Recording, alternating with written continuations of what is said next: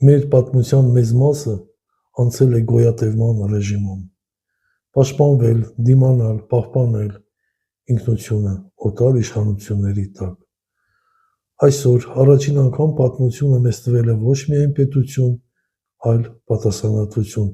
այդ պետության համար։ Եվ հենց այստեղ է ամենաբարդը, որտեղ անկախությունը միայն ազատություն չէ, այն ծանր բեռ է մտածելու, որոշում ընդունելու եւ կրել դրանց հետևանքները։ Եթե մենք այսօր հնարավորությունը չօգտագործենք,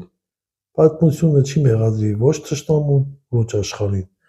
Այն պարզապես կանցնի կողքով, թողնելով մեզ նույն հարցի առաջ, բայց արդեն ավելի փոքր տարածքում, ավելի թույլ դիրքերից։ Սա պահ է, երբ ժողովուրդը պետք է դադարի լինել զոհի հիշողություն,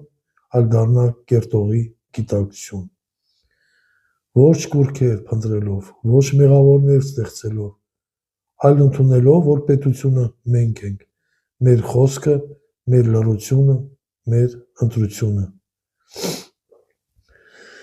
Եթե հիմա չսովորենք կառուցել, ապագան կկառուցվի առանց մեզ, եւ դա կլինի մեր իրական պարտությունը։